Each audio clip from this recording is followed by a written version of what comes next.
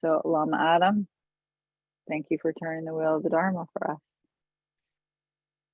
Thank you. It's so good to be back here. I feel like I'm coming home now every time, even though I've never been there, like outside of the virtual realm. So I really appreciate you guys having me. And I know there's a lot of very experienced practitioners at Santa Monica KTC. So I'm always excited too for the discussion we have at the end, because I always learn something from you guys as well. So today we're going to do the second part in a three-part series called Living the Dream, which the dream being a reference to the dreamlike experience of the way we experience the world, our experience being illusory or dreamlike. How do we live that? So the three commitments are what we're going over. We started last time with do no harm, which is formerly the Pratimoksha vows. And today we'll be talking about the commitment to take care of one another, which is formerly the Bodhisattva vow. And the third talk will be the commitment to embrace the world just as it is, which is formerly the Samaya vows. So before we begin, we usually do a 3 recitations of the refuge prayer. So I like to do the Tibetan. I think it's important that we know what we're chanting. So I think it's good to do one in Tibetan, one in English, one in Tibetan. And what we're really saying is that we take refuge in the 3 jewels, the Buddha as the teacher, the Dharma as the teaching, and the Sangha as the community that can support us on the path. And it's important that we start with the practice of refuge and renew refuge as often as possible, because we have habits. We have a lot of habits that have built up over time, and they are habits of refuge too. And pretty much everything we do is some sort of refuge, and frequently it is in non-beneficial sources, or we're taking refuge in ways that are actually creating more suffering for us. So the practice of refuge is a little, feels a little stilted, I think, when you first come to Buddhism, but I think you come to realize that, like a lot of ritual, it's something we do all the time anyway. So it's important to do it consciously and in a beneficial way. So we'll start with 3 recitations of the refuge prayer, once in Tibetan, once in English, and once in Tibetan. O Sangye Chidan Suki Chodnam La Chanchu Padu Dagni Kyapsu Chi Daki Jinso Ki Pe Sunam Ki Drola Penchi Sangye Drupasho. I take refuge in the Buddha and the Dharma and the Sangha until I reach enlightenment. By accomplishing the 6 perfections, may I attain Buddhahood for the benefit of all sentient beings. O Sangye Chidang Soki Chodnam La Chanchu Padu Dagni Kyapsu Chi Daki Jinso Ki Pe Sunam Ki Drola Penchi Sangye Drupasho. Aden Sawe Lama Rinpoche Dagi Jiwa Pere Den Jula Kadr Jabogone Jesunte Kusun Tugingu Jub Sadhu So.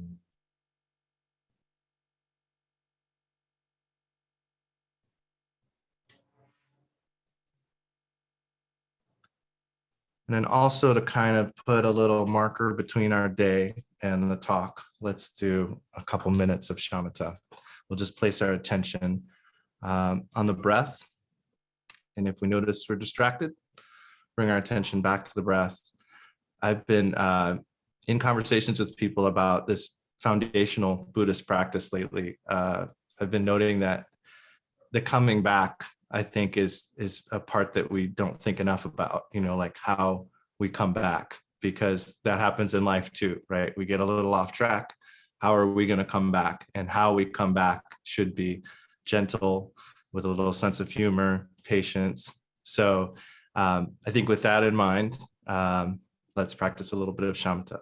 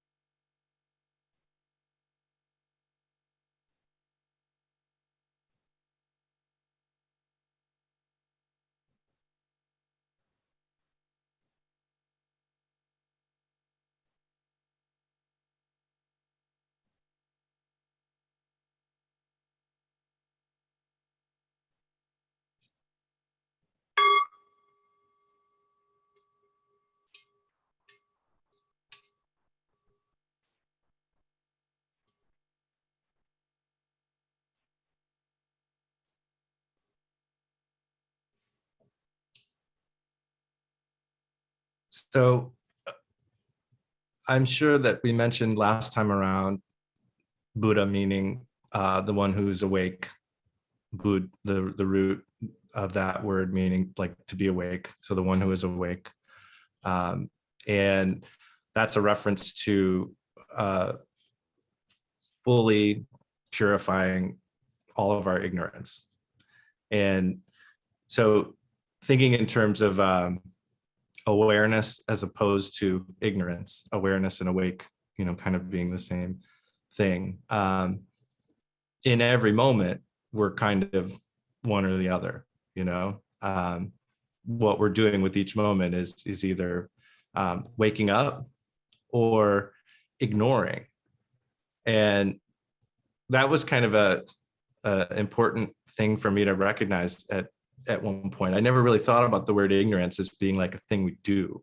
It just seemed like a thing that we could write off and feel like, well, I didn't know, but the root of that is ignore. And there is some degree of activeness going on in our ignorance, and sometimes more than others. But I think when we think in terms of waking up or ignoring, puts a pretty clear choice on what we're doing in any given moment. And we had I think it's called a heat dome going over Ohio, like last week and this week, or the Midwest. So it's like it's been really hot here. It was like 97 here yesterday, and I had the opportunity to go float in a pool, which was really nice. And so I was just floating in the pool. It was a beautiful day. It was really hot, but it was beautiful.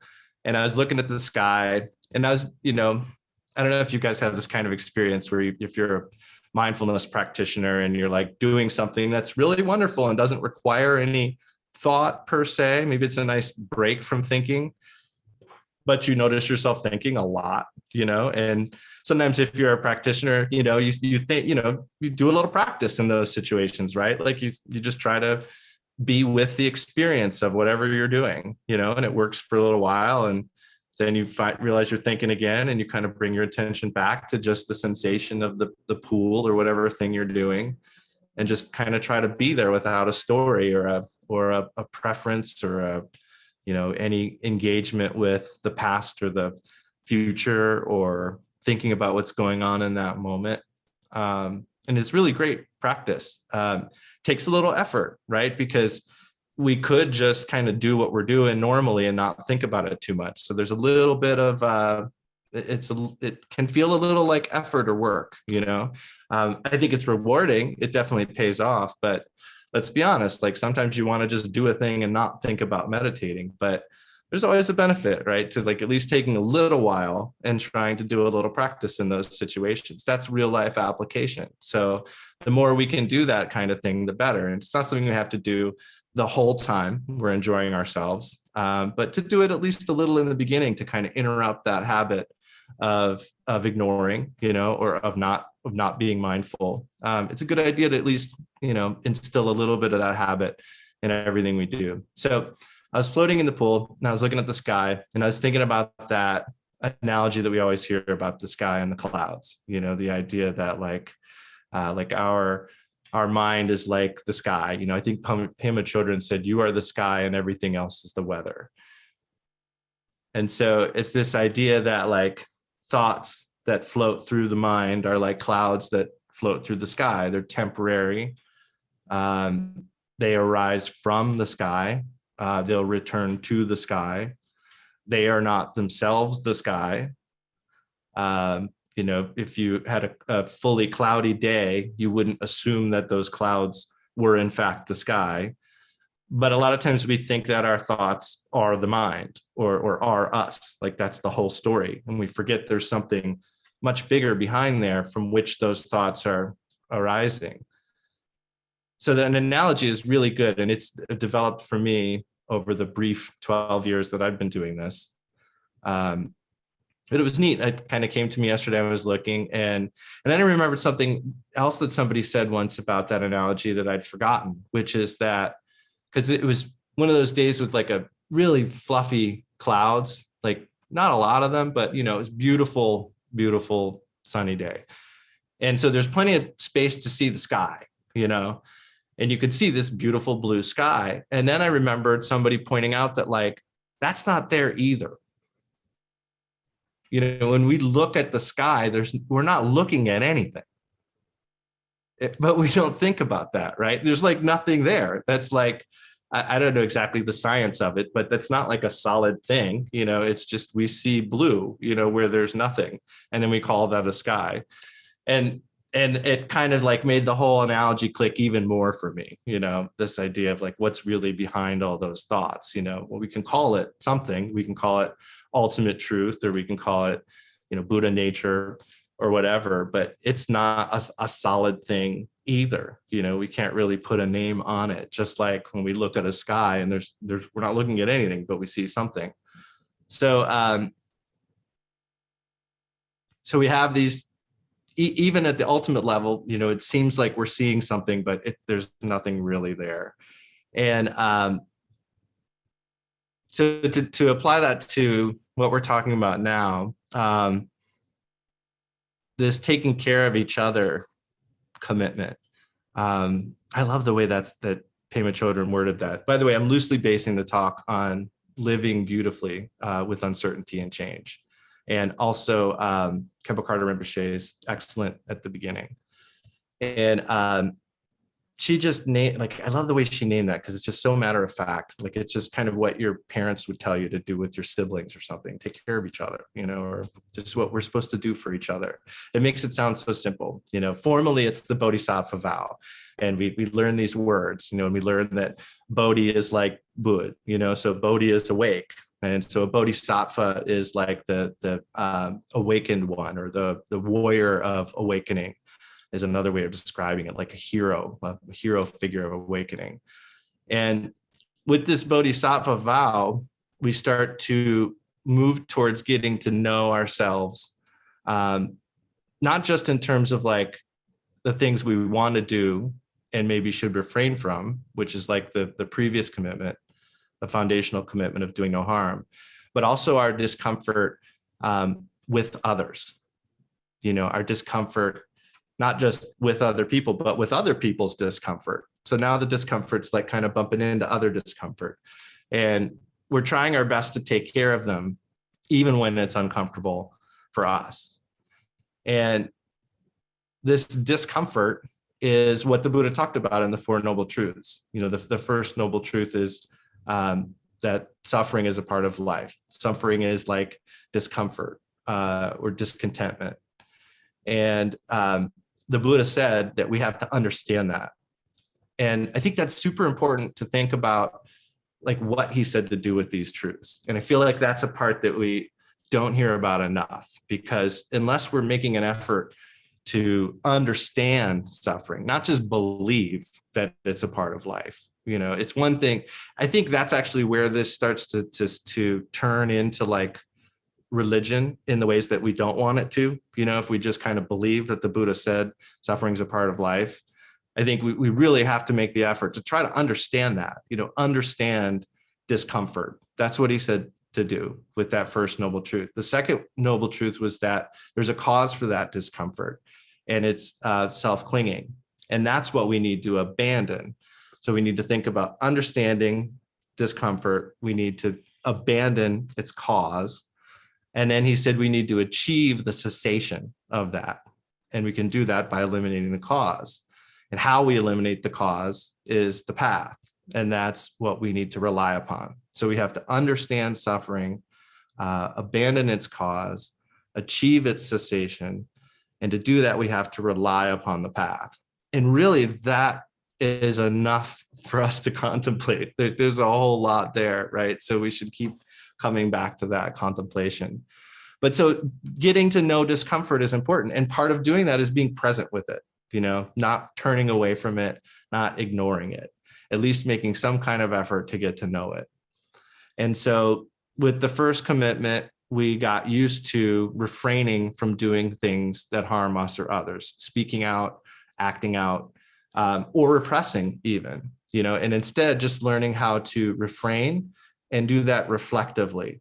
So we're actually learning from what it feels like to be with an urge to do something and not doing it, to feel those discomfort, that uncomfortable feeling. And the Bodhisattva vow, we do that with ourselves, but also being around other people too. And the motivation of that is bodhicitta, which is the mind of awakening, which is the wish to attain full awakening for the benefit of all beings. And Pema Chodron said, bodhicitta is a trust in our innate ability to go beyond bias, prejudice, and fixed opinions and open our hearts to everyone. And so what she said, and then what I said just a moment ago about the wish to attain full awakening for the benefit of all beings, there's two important parts in there. And I think if we weight one or the other too much, that's when problems start to arise. So we do want to take care of everyone. We want to do our best to take care of all beings and do things for the benefit of all beings. But there's an element of both of those things that points out that we need to attain enlightenment. I mean, if we want to help other people and really help them in genuine, effective ways, we have to attain enlightenment to do that. So I think there's a recognition there, not only of our ultimate goal, but of a need in the moment to recognize what we're capable of and and honor that. Because I think we've all been in situations where we had the best intentions to help other people, but maybe got a little outside where we could, where we were actually capable. And so trusting in our basic goodness, trusting in our Buddha nature helps to encourage us to engage others and our situation from a place of curiosity rather than defensiveness. But when we get a little too far in, then we can start to get defensive, and we want to connect with others and we want to connect with their Buddha nature, but sometimes we get a little outside our abilities. And there's a really good graph that Pema Chodron introduced about, it's like 3 concentric circles. And the center circle is the comfort zone. And then outside that is the learning zone. And outside that is the zone of excessive risk. So we tend to gravitate towards the middle, towards that comfort zone. But we want to try to be in the learning zone, because the more we're in the learning zone, the more we're growing, the more we're getting to know discomfort. And in getting to know discomfort, we're better able to know what we need to abandon, and gets us closer to the cessation of suffering. And that is the path, right? So really, compassion and the Bodhisattva vow is learning zone stuff. And that's a little different, I think, than our normal take on compassion, because I think compassion sounds a little soft and nice and wonderful. But when you really start to try to practice compassion, right, like you get into some uncomfortable situations. Like it really is getting to know your discomfort. So one way to think about bodhicitta, the mind of awakening, is it's sort of like an open wound, And if you have some sort of wound and you're going through a crowd, you're going to do your best to cover it up, block it, And we do that, with wounds we have sometimes too, where there just comes a point where you have to let it breathe, right? Like you can't just always keep it covered up. So, and that's a little scary too. So there is this element of compassion that's a little scary, a little bit uncomfortable. And that's why we get this imagery of like the warrior of awakening, this courage aspect to the Bodhisattva vow, because it takes some courage to really start to cultivate compassion. And it does take us beyond our comfort zone. Another meaning of the word bodhisattva is, in Tibetan, it actually means the one who cultivates bravery. And we're training in the courage and flexibility to be present with uncertainty. So like the last time around, we talked about the actual state of things being impermanent and changing and groundless, and how when we tend to meet with those situations, we distract ourselves rather than actually being able to get to know the way things really are. Like the way things really are is generally outside of our comfort zone.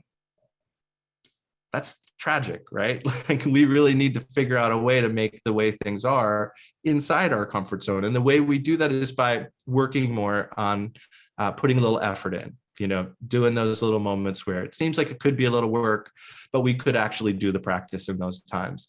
And that is on the cushion. And it is great whenever you think to meditate, to go get on the cushion.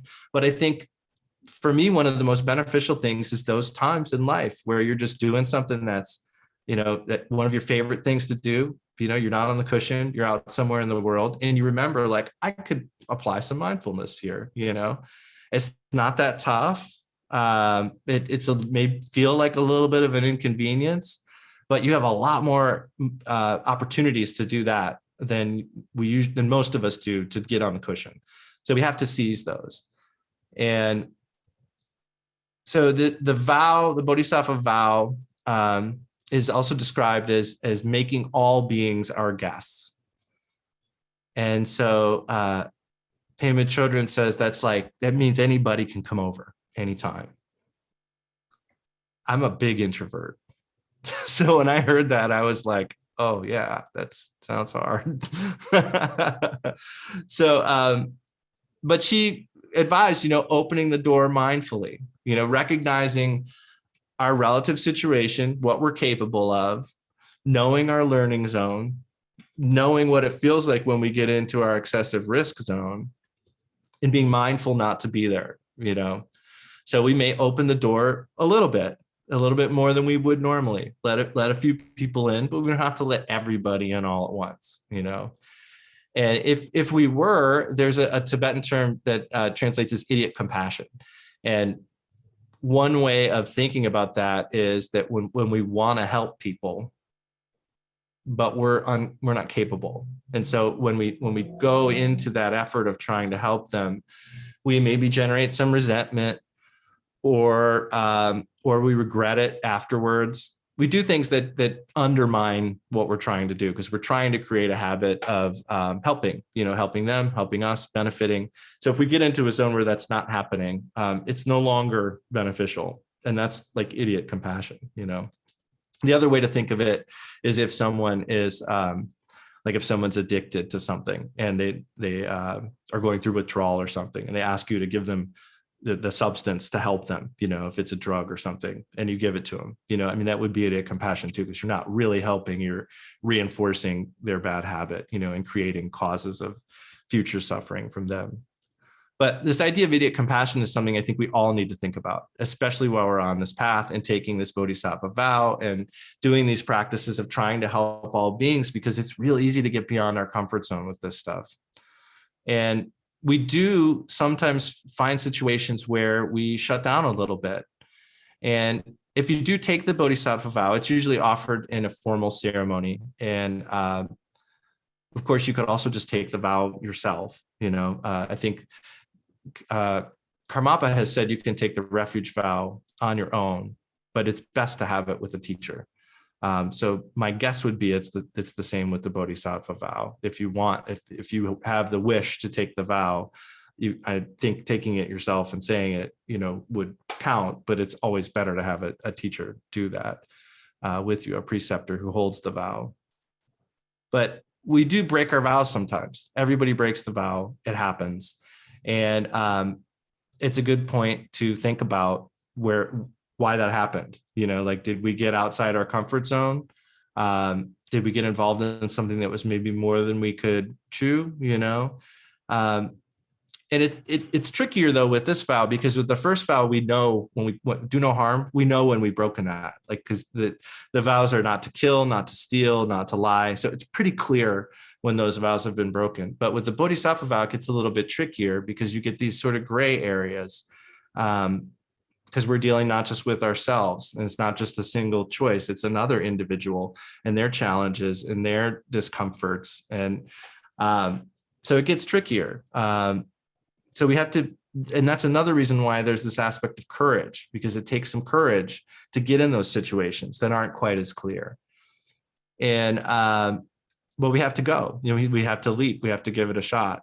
And if we do break the vow, it's not that big a deal to repair it. We just generate some regret breaking the vow in this case would be like turning our back fully on another person. And if we do that, we can regret it.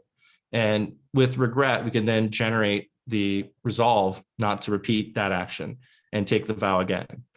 And that's something we'll do over and over. And that's why when you take the bodhisattva vow, you take it 3 times a day, at least. You just keep renewing it, because we got to keep coming back, just like with shamatha. It'll happen. We have to recognize that we made a mistake, regret it, then move on and resolve not to do it again and take the vow again. But through keeping this vow, or making the effort to hold this vow, we start to familiarize ourselves not only with our own impulses, but it also helps us to consider why we have those urges, why we behave the ways we do. And it can help to highlight the ways in which we deceive ourselves and ignore the actual situation, ways that we kind of mess stuff up, combine stuff together.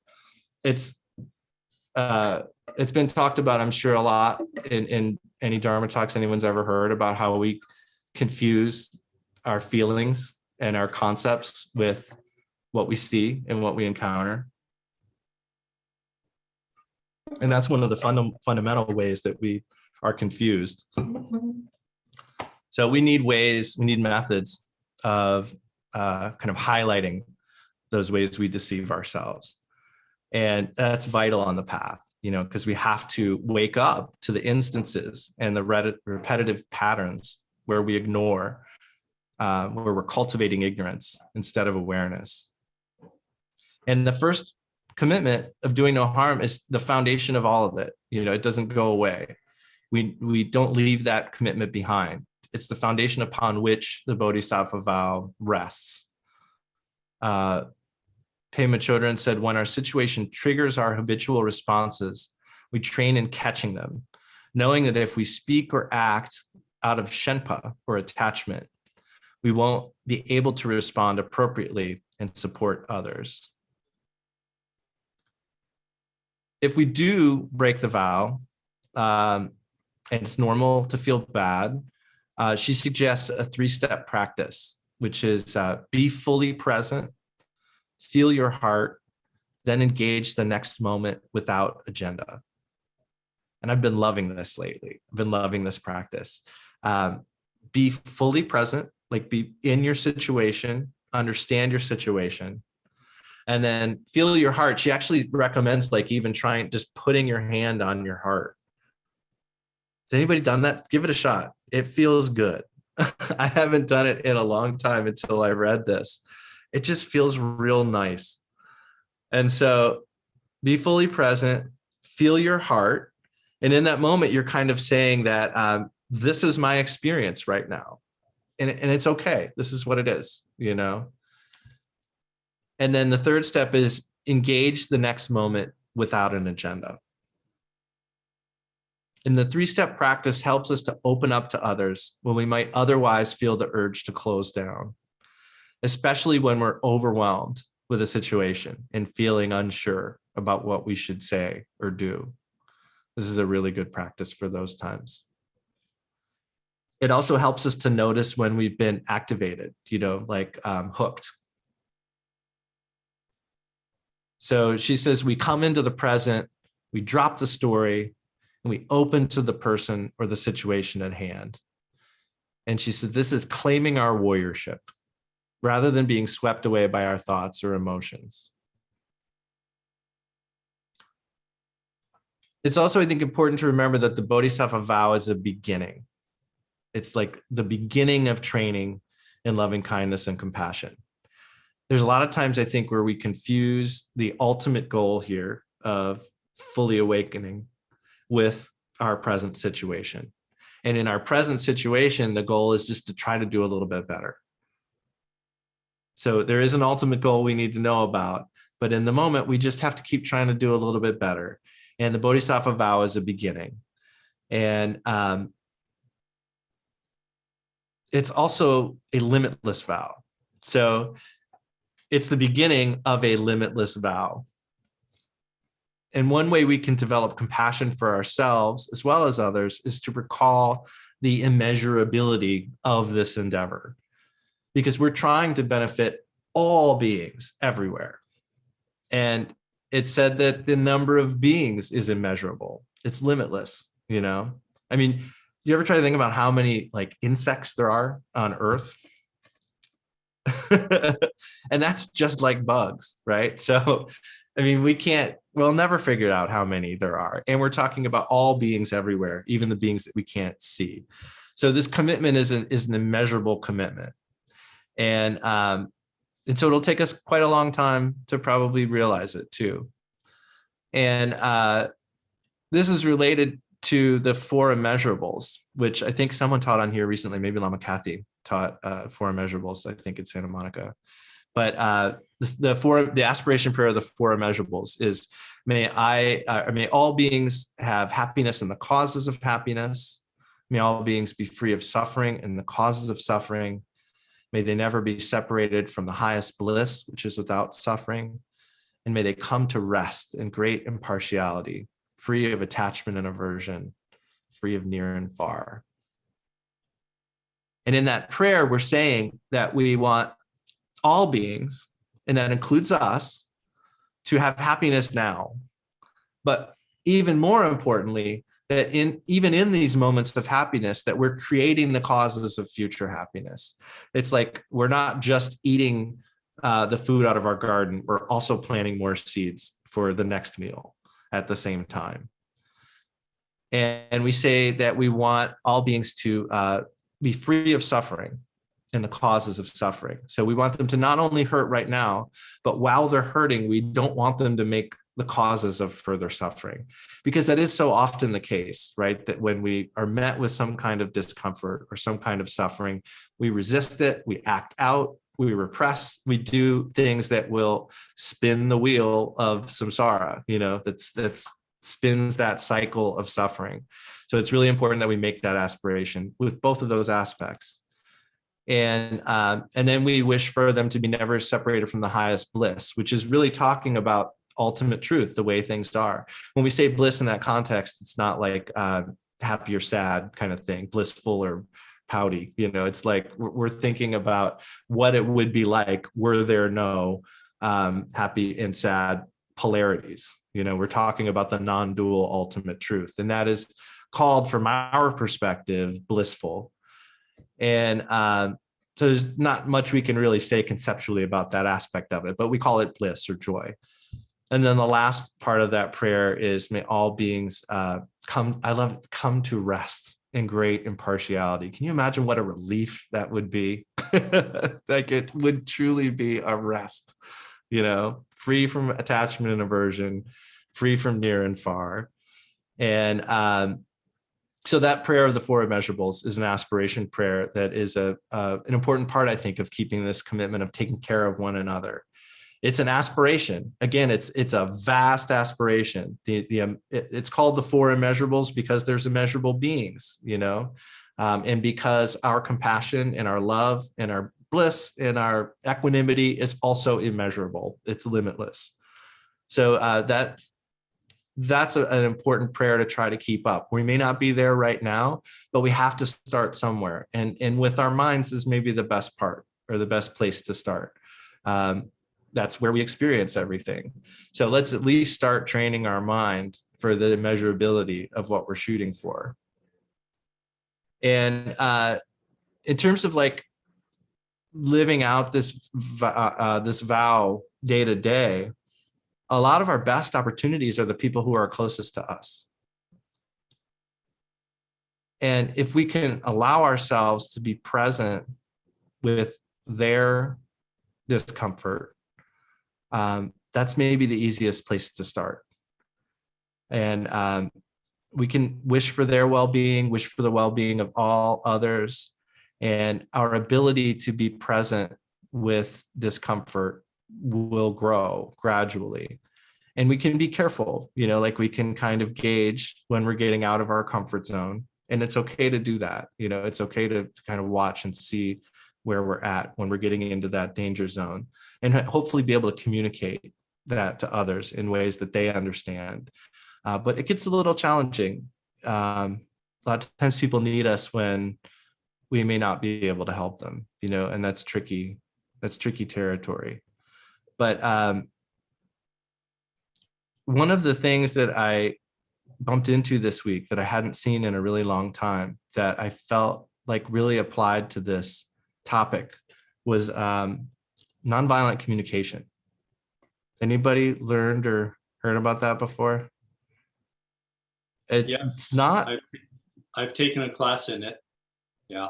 Awesome. Yeah. I want to take some training in that. It is not Dharma per se, but I was reading it and I was like, this is actually a really great tool to do a lot of the stuff we talk about all the time. So for instance, when so we all have our limitations. We talked about the learning zone, the excessive risk zone. We all have our preferences. We all have our own styles of attachment, basically. We need to understand attachment. That starts with us. What are my attachments? How am I attached to things? When do I feel my attachments arising? And we could call those preferences, or maybe like needs, and everybody has those. And in fact, from what Chogyam Trungpa Rinpoche said, we'll have those even when we're bodhisattvas. That kind of blew my mind when I first heard that. We'll always have preferences, but we won't be attached to them. Like there becomes a point where we don't need to protect our territory because something doesn't fit our preference. And I think even just with a little bit of meditation, you may get to a point where you realize there's certain preferences you have that it's not a big deal. I can say that that's maybe that's like the easiest thing you can get from 3-year retreat, because you live in the same house with the same people for 3.5 years. I think you kind of have to get to a point where you're just a little bit easier going about some stuff, because maybe it's living in a house with people in general. Like you get to a point where some stuff that used to bother you, just whatever, it's not my favorite thing, but it's fine, really not a big deal. And so these preferences and these needs, like this is kind of one of the core of our communicational things is we love to tell people what we prefer and what we don't prefer. I mean, that's kind of most of what we talk about, right? Like, I've joked about this before, but I feel like a lot of times if you think about our conversations, especially like small talk, it's kind of like some version of, I'm attached to this. Are you attached to this? You're not attached to this? I'm attached to you not being attached to that. That's kind of like all of our discussion is some expression of attachments, and then our reactions of attachment and aversion based on other people's attachment and aversion. And it's funny when you become aware of that, because I remember I started like wanting to not do that anymore, but then you realize like there's no small talk left really in a lot of ways.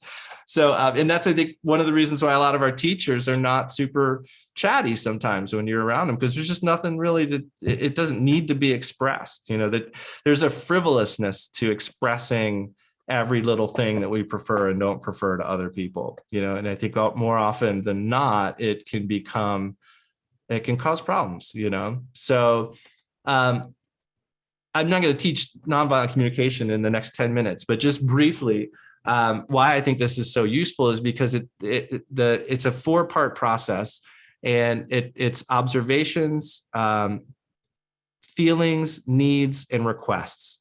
And so this request part, right? Like we tend to demand things of people. Do this, don't do this, stop doing that, And so I think moving backwards, if we're going to convey to someone, if we have a preference, if we're going to convey something to them that we would prefer them to do or not to do, we have to do it in a way that's open without an agenda. They're either going to say no or they're going to say yes, and it has to be okay. And so with the requests, they have to be that, not a demand. But we have to recognize that our requests are coming from somewhere. If we're going to ask somebody to do something or not to do something, it's coming from some preference we have, some kind of need, right? And we should be clear about what that is. And that need has some kind of feeling, is in response to some kind of feeling we're having. We like it or we don't like it, or we don't want to have that feeling.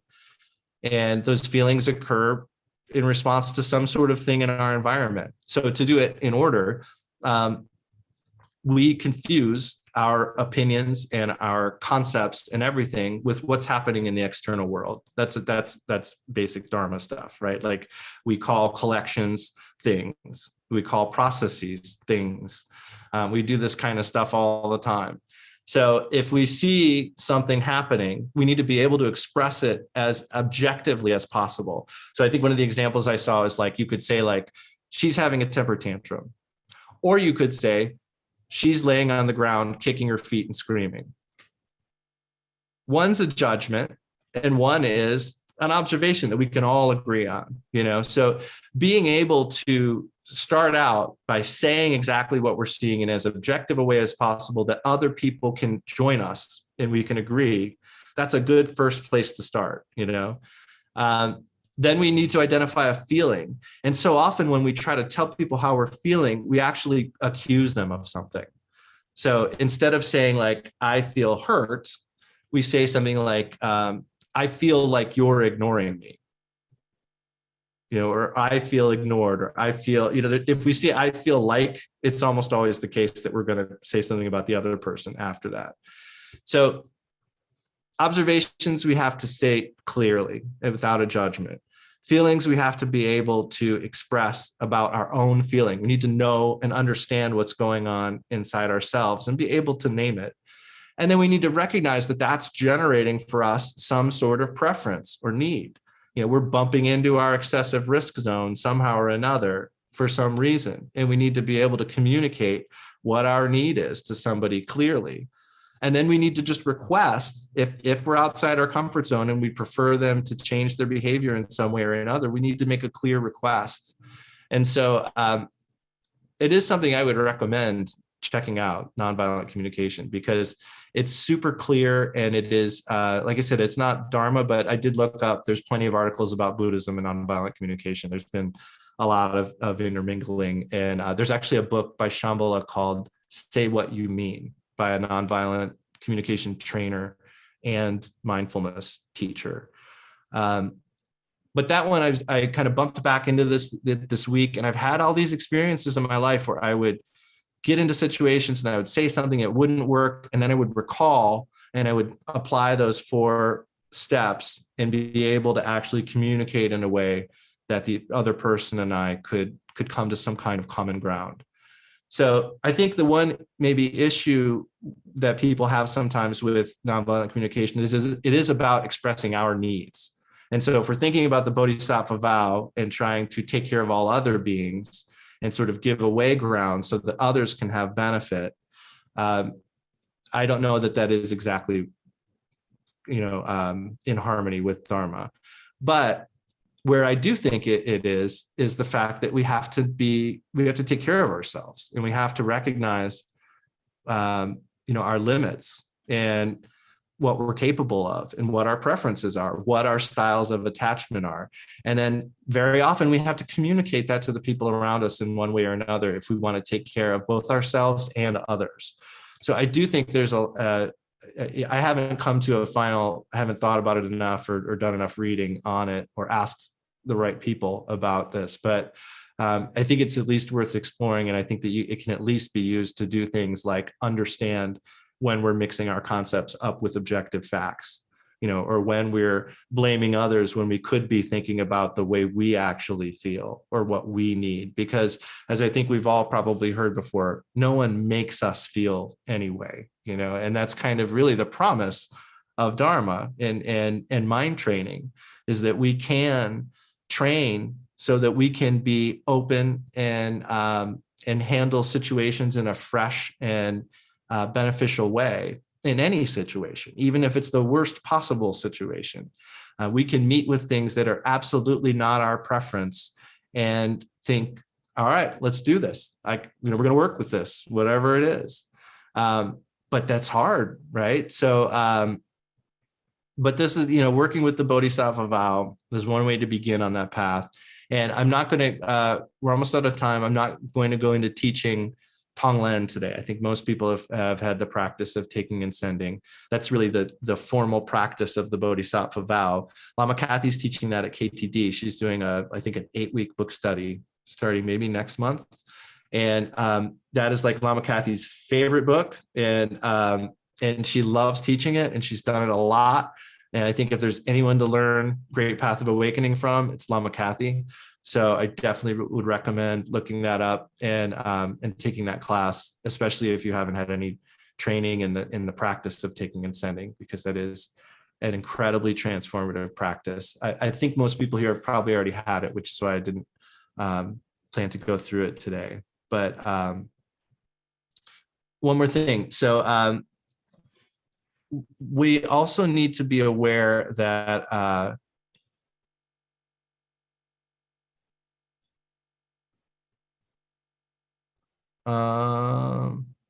sorry, hang on a second.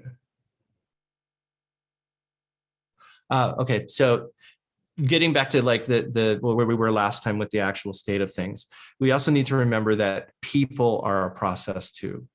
The people we encounter are also changing and never the same.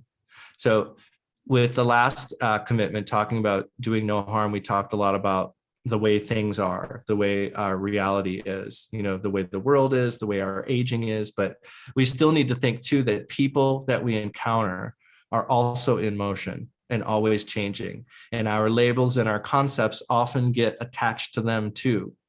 We kind of put people in pigeonholes. This person's mean, this person's not smart.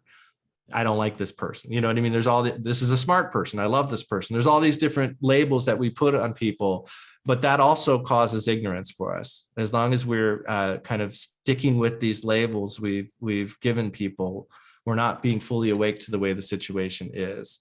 So I think one last sort of point here is to be especially careful that we see people as processes too. And that means dropping the story about them as much as possible too. And instead of having a story, or when we notice there's a story that we're acting upon or repeating with somebody, that's a good time to apply that three-step practice, of being fully present, feeling our heart, and entering the next moment without an agenda. We can really do everybody a favor when we do that, especially if it's a difficult conversation that's coming up. Isn't that an awful feeling when you got to have a difficult conversation? And I mean, I think sometimes I think the worst thing we can do is try to game it out in our head in advance, right? But we all do it. So in any case, even if you do, at least before you go in the room, apply that three-step practice. I think that's a really good approach for that. So sorry I took us right until 10:30, but I have time if anyone has questions.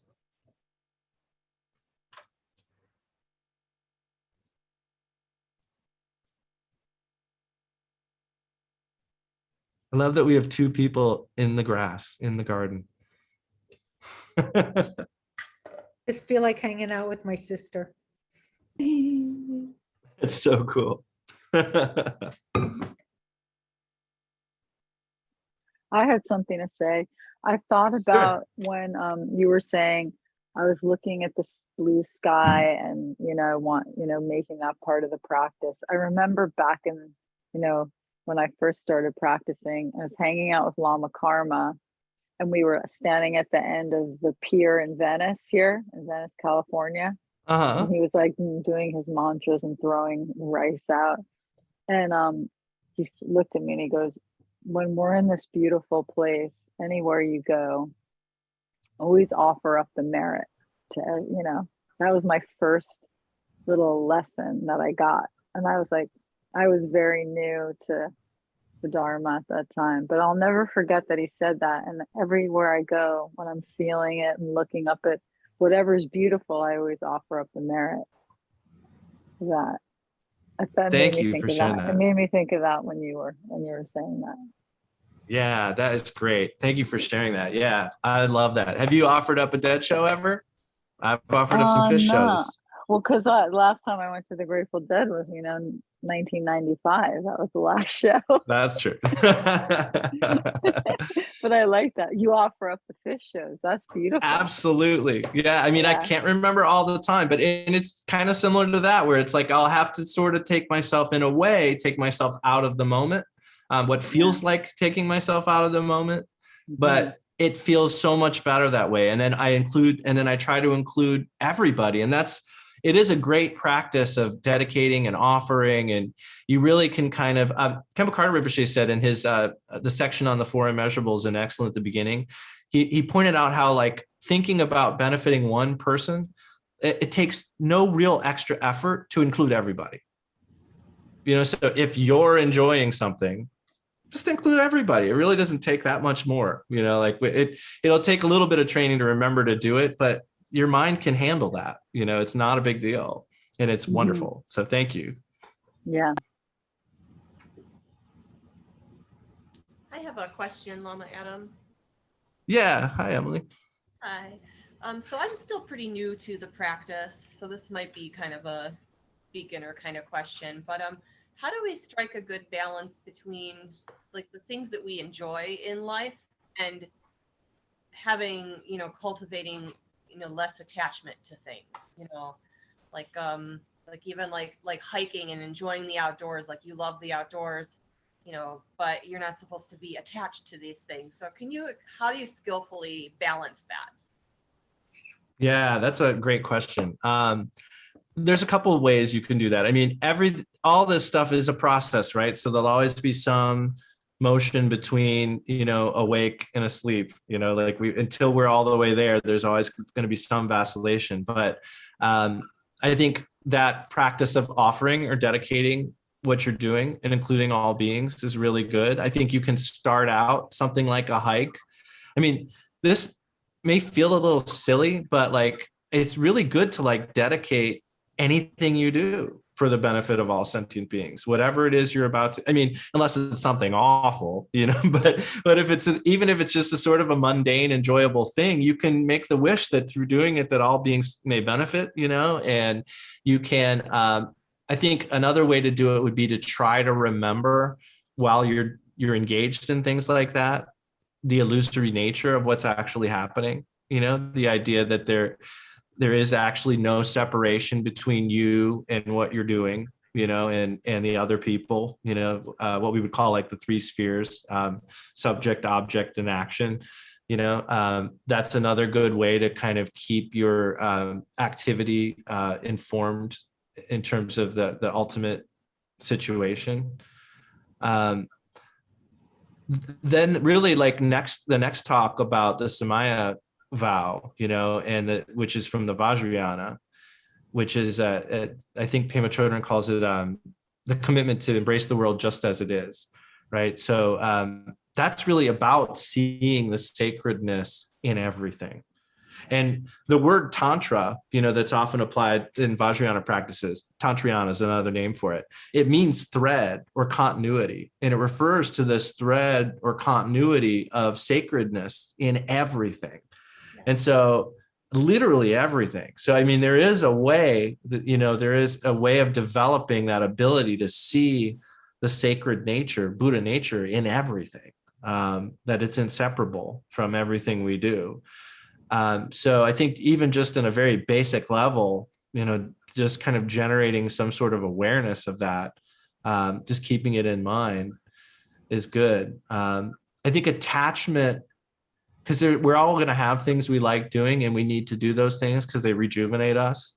But if it does start to feel like an addiction or like a habit or something, if we're harming ourselves or other people through doing it, or putting off more beneficial things, I mean, that's where we need to start thinking about things like, skipping one day of the 3 that we would normally do it or something like that.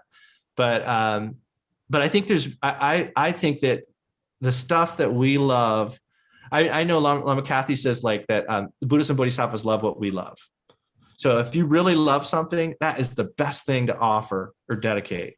That's the most valuable thing, and the most meaningful thing for you to give away to the Buddhas and Bodhisattvas. And that doesn't mean you can't do it, but you just do it and offer it, and that's maybe the best way. Thank you. That's very helpful. You're welcome. Good. It is a great practice. Like sunsets are awesome to offer,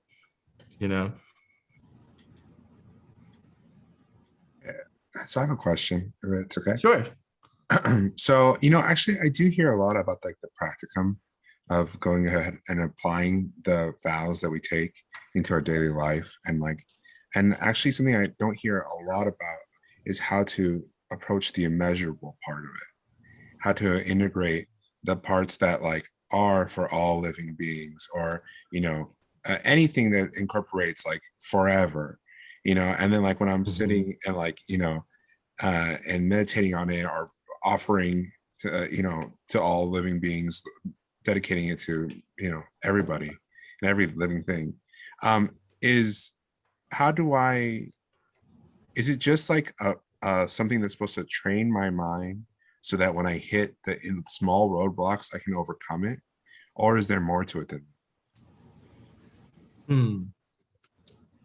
Yeah, that's a really good question. I mean, the things that are coming to mind, and you can tell me if this helps or not, are that,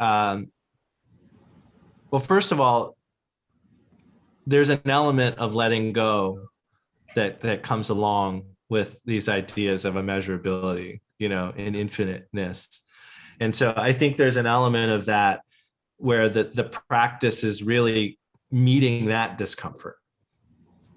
you know, like coming into contact with the not being able to get it all inside your head conceptually, you know. I think that's a big thing for a lot of us, especially if we're thinkers and we want to figure stuff out, you know. Like I think there's an element of like that's meeting with groundlessness directly. I remember the first time my dad told me like that you couldn't find the edge of the universe.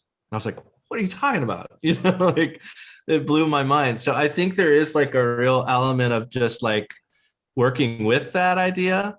But there is also this idea of expanding, you know, that I think we create some expansion just through opening up to these ideas of immeasurability, you know, and limitlessness. I had another one. Could you ask that one more time or in another way? Yeah, as just like how do you understand the recitation of grand vows?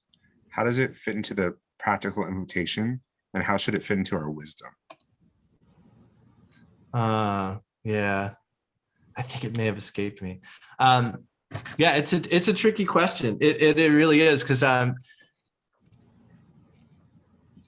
it's getting at the aspect of ultimate truth that we can't get at conceptually, right? I mean, it's getting at this idea of getting past being able to figure it out. And ultimately, like non-dual stuff, I guess it's funny because we call ultimate truth non-dual or non-conceptual. And in this relative aspect, we say that beings are immeasurable. And we have to say that because we're thinking about numbers and we're thinking about including every individual thing or whatever. But ultimately, there is no immeasurability or limitlessness or one or words or I mean, but it's also everything. That's why you can't really talk about ultimate truth, I guess. But yeah, that's a tough question. I'm sorry. That's the best answer I can give you. No, I think it helps a lot, honestly. It really does. Like what I hear you saying is just that the type of compassion that's being exhibited or like being done at that time is not in the cause and effect realm. It's like really is like the basis of our reality that we're trying to enter into. And that like it's like a way of becoming a way of being rather than focusing on like the practicum at all, just like being that, you know, bodhicitta. Yeah, I think, yeah, thank you. I think you said it better than I did. Yeah, because there is this like, and that is like the coolest part I think about a lot of this practice is we have all these methods and we have a lot of specificity about philosophies and practices and all this stuff, but we have to at the same time balance it with emptiness, you know. And that's like and that's why the idea of like dreamlike or illusory becomes so important, because we see the stuff but it's not there like we think it is. And you know, we're shooting for Buddhahood, you know, which is knowing ultimate truth, but we don't get to be there at the graduation party, right. Yeah. you know, which is like kind of funny to think about, but No, yeah, friend. cool. Thank you for that. I'll have to think about that some more. Maybe I'll have something. Yeah, I appreciate that question. That's a good one. No, thank you. Sure.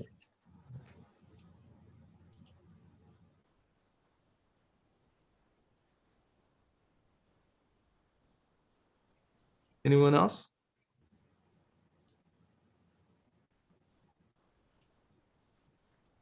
I think we're running out of time for you, Adam. Well, it was really nice to be here. I really appreciate you guys having me again.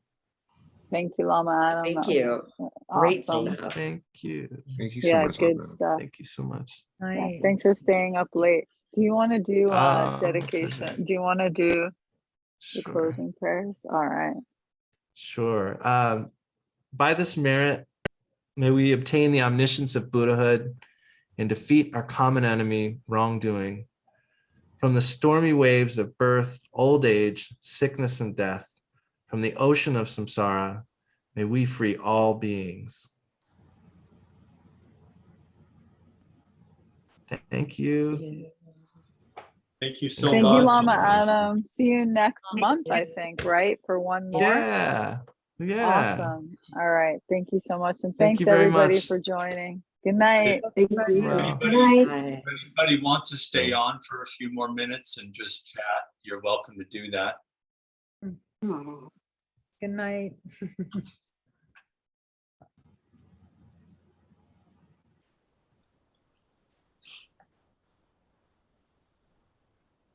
Hello.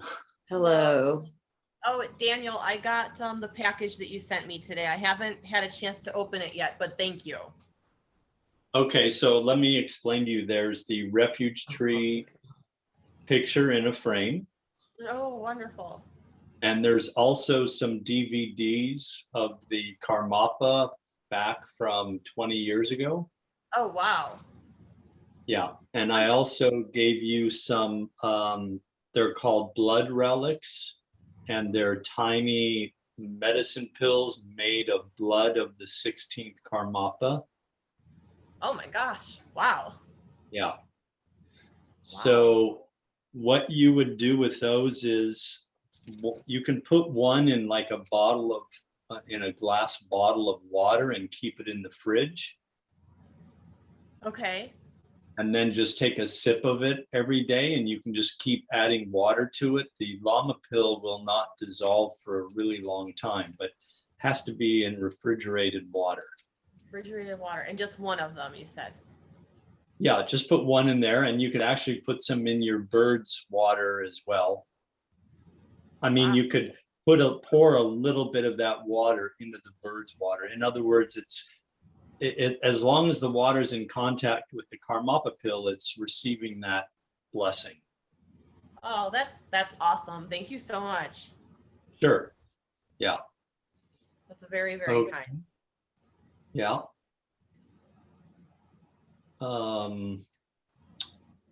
Let's see here. I don't think I have any much else at the moment. Everybody else signed off. Let's see. Yeah, Vivian, are you still with us? I mean, Betty Chow? Doesn't look like it. Yeah, she may have walked away. Okay. Okay.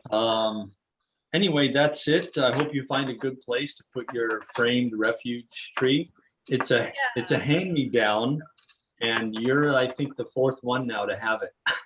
Oh, that's awesome. That's really meaningful. Yeah, I might have to rearrange my shrine area a little bit because I would like to hang it like above, my other Sure. images and things like that that I have hanging now. So I might just have to rearrange a little bit and figure it out because I feel like that's the best place to put it probably, right? Is right at the. Yeah. Yep. Yeah, thank you. You're welcome. And those pills, that's really from the blood of the 16th Karmapa, like they actually are. Yes, they were made by Kempo Kartar Rinpoche a few years ago, and I was at the Nunye retreat, and one of the lamas from KTD was there and gave me a little bag full. So I'm giving some to all of our Sangha members. Wow. Yeah. That's pretty amazing. Now you could also keep one in a pendant if you wear a pendant. Some people do, some don't. I actually wear a locket with the image of the 16th and 17th Karmapa. I bet it could go in the inside of there. Maybe. Yeah, if you put it in there, as long as it's waterproof, or you make sure you don't wear it while you're in the shower or something like that. Mm-hmm. And then that would be like in an emergency, if you were ever like, in a car wreck or something, you could take that pill and just put it under your tongue. Is that kind of like I've read about? There was like some black pill, I think that was like a special pill that the Karmapa could. Yeah, there's different pills. There's what's called Bardo pills, and there's there's also what's called Mendrup. Mendrup is Tibetan. I think it just means like medicine pill. Mm-hmm. And those are just like, they could be consecrated over a several day period of a medicine Buddha puja. So the medicine pills could be just like made by monks and nuns in any monastery. And then there's relic pills that are made of, blood or other relics of enlightened gurus. Okay. There could be other forms of karmapa pills, but I really don't know that much about it. So if you were to take like the one that you gave me and put it under your tongue, like in a moment when you were dying or something like that, that could help ensure in the bardo that you would meet the karmapa, or that you would just have a favorable rebirth, or what exactly do you think is? I don't know. I think a lot depends on your faith, but definitely it would help, like maybe ease your transition if you were dying. Yeah, and I know it was you who said that. You told me the story of that person in China, that like political, like that politician or somebody who Yes. passed away, and when the karmapa heard about it, he said, I know, and you said it's because he's there waiting for you in the bardo if you have faith and devotion. Yes. Yeah. Yeah, so if you already have that faith and devotion and then you take that pill in that moment, that probably just helps to reinforce it even more. Yes. Yes. Well, that's wonderful. Thank you so much. That's really meaningful to me. Sure. Sure. And how's your Nundro going? Oh, it's going really well. Good. I've done it every morning. I think there was one morning I got a little sick and I didn't do it there. But since I took my refuge in May, I've done it every morning. So I do the Nundro in the morning, the liturgy, and then I do the short guru yoga that you had referred me to get. I do that after that. And then I've been doing an hour of meditation after that. And then I do my prostrations. So that whole thing, my morning sadhana takes me about 2.5 to 3 hours. And then in the evening, I've been doing Chenrezig. Great. Yeah. And I've been trying to do hour meditation in the evening too, but I have that like restless leg thing a little bit, and it really bothers me at night. So I've been trying really hard to sit an hour and just kind of, I don't know if you have any advice about that. I mean, it's like the more I try to ignore it, the worse it gets. It's just this really like this urge in your leg to need to move. You know what I mean? And I feel like I'd almost rather deal with pain, because with pain, so it's really distracting, and it's only at night. So like when I do my morning, I have no problem, but the evening meditation, this stupid restless leg thing is really and I'm Have just you had that for a while? I have, and it's usually like and it's genetic. I think my dad has it. So if my dad were to like sit in an airplane or something where you have to like sit still and your mind, so it's when you're relaxed that it kicks in. So if I'm on the couch like reading in the evening or meditating, so I think that I've done some research, and a lot of it's neurological. I mean, it is something of the brain. So like all nerve issues are. And so I was thinking, well, if this is something that is of the brain, then through meditation, I'll eventually be able to conquer it. I've got to be able to, meditate through it, but it is hard, and it is very distracting. And sometimes like, I just literally have to stop, because I'm like, this is just, so I don't know if you have any advice on how to get through something like that.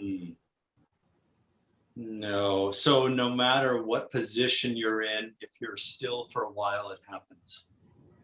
Well, I've been playing around with that a little bit. If I sit in a position where my leg might fall asleep, that's one way to avoid it. If my leg falls asleep or is tensed a little bit, so sometimes I'll sit in full lotus position where my legs can't be quite as relaxed. So if I can sit in a position where my legs aren't as relaxed, it's not so bad. So I've been playing around with that a little, and it is helping. If I just sit comfortably with my legs crossed and they're nice and relaxed, that's when about 10 minutes in or so, it'll start to like get irritating, and you have that feeling of you have to move. But if I sit, like I said, like full lotus, or where the leg is tensed up a little bit, it's not quite as bad. I see. Interesting. Yeah. I don't really have you thought about an acupuncturist or something? No, I didn't think acupuncture. There are medications you can take, but I don't like doing that kind of. I really like avoid pharmaceutical meds at Yeah. all. Magnesium helps a little bit. So Yes. there's this magnesium you can take. This Calm. It's called Calm, and that sometimes helps, but not always. But I didn't think acupuncture because it is a nerve thing. Yeah, but sometimes acupuncturists can really help with things like that. Yeah. Or a homeopathic doctor too. I know there's homeopathic remedies for restless leg, but sometimes you need to have the consultation with a homeopath, and that's a few $100s. Right. Yeah. But let me tell you that when I really hurt my knee a while back, and I'm putting a link into chat. I got one of these kneeling chairs. Oops, to Lisa, to everyone, to Emily. Okay, I got one of these kneeling chairs, and that's allowed me to sit for really much longer than I could sit on a cushion. Oh, okay. Yeah, that's something like that could maybe help me. Yeah. It's definitely worth a try. I mean, I've got to get through it, and it's discouraging because I'm like, I need to be able to just get through it with mental control. I just need to, it's like an obstacle, and I need to just be able to, and maybe eventually I'll be able to do that, but it's definitely a challenge, and it's really irritating. I'm like, I just want to meditate. Like, this is such a stupid Yeah, thing. well, yeah, so just, maybe, have compassion for your leg, and befriend it. Don't look at it as like you're butting heads with your leg not cooperating with you. Yeah. Yeah, no, I know that is true. I need to approach it with compassion and patience and all these Yeah. things. That's yeah. Okay, and if you ever have days where you're really sick or something, then at least read through Noondro. Don't Not just like drop it. You know what I mean? Be yeah. in contact with it every day. Okay. Okay. Because they may come up. I mean, people through different parts of Noondro may, a lot of karma will come up in their life. And when I first started doing Noondro, I had times where I was traveling on business, and I would just kind of go, I'm traveling on business. I don't have time for this, and I'm too tired. And then I'd go a week or two on business travel without doing it. And then one day I just said, you know what? I can still read the text. And so that really helped me to develop that pattern, that habit, and overcome any negative momentum. Because once you stop, then it's, I know. Yeah, Yeah. no, I know that that's true. With your practice, like, yeah, you need to keep the momentum going for sure, because yeah, once you stop, or you get in the habit of sleeping in a little later, or starting a little, whatever it is, or if you stop altogether, just change how you do it, then you create that new, you lose that momentum. And so that's why, I've experienced that. I know exactly what you're talking about. So you have to really stay up with the, stay committed to, I'm very, I try to be really regimented with it, because I work at, I work at 8:30 in the morning, and I live in a half hour from work. So I've been getting up at 4, to knock out everything I need to do, and have enough time to like get up and, wake up my birds and feed everybody. I go from about, if I wake up at 4 and get the dogs outside and brush my teeth, I'm on the cushion by like 4:30.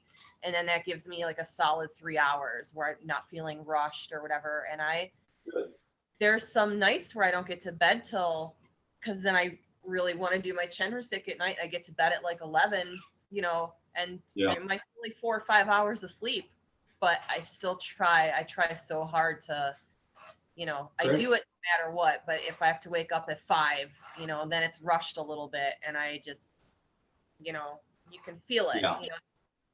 Much better if you could just make yourself get up, and you don't feel rushed, and you have the 3 hours. So, yeah. Where are you at with your practice? Are you restarting your Nundro? Well, I never really stopped. I'm halfway through part 4. I mean, when I first started Nundro, I go, sometimes a couple weeks without doing prostrations, but after Vajrasattva, then I've been practicing every day. So yeah, I'm halfway through part 4. Oh, okay. Nice. Yeah. And then I'll probably do the Karma Pakshi practice, which is the one that most Karma Kagyu students do after Nundro. Oh, okay. Yeah, I know that I've been talking to Lama Kathy, and actually we're setting it up to talk each month, at least one day a month. So that's been really nice. And she told me Good. that when you finish your Nundro and you start to prepare to like kind of segue into Mahamudra, that there are a bunch of other practices that open up to you suddenly. And Yes. I don't know what those are because I'm still so new into Nundro, but I thought that was interesting, and it makes sense that, you kind of like, you're expecting, you're anticipating the Mahamudra eventually, but that comes, but then like a whole like other series of other new things kind of open up to you. So Yeah, a lot of people do Karma Pakshi, and there's like short intervals of Mahamudra within Karma Pakshi or Vajra Yogini practice. Some people will do Nundro again, but at some point, hopefully most people then get pointing out instructions for Mahamudra, whether that's after Nundro or after some time doing one of the other practices or simultaneously. now, since the Karmapa himself is the holder of the Mahamudra, as us lay practitioners, I'm just curious, like who instructs that? Who do you get the instruction from then on that practice if it's not? Well, there are lamas that are authorized to give Mahamudra instructions. Yeah, several. I figured there had to be. I mean, obviously. Yeah, Lama Kathy's one of them. Oh, okay. Yeah, Lama Karma probably. Yeah. Huh. All right, Daniel. Well, I'm going to sign off here. Yes. But it was nice to chat with you, and thank you so much again for everything that you sent me. It really means a lot, and I will do as you advised with those Karmapa pills. That's really what that means. That's really meaningful to me. Yeah, great. You're welcome. Okay. All right. All right. You have a good night. Yep, you too. Good night. Good night.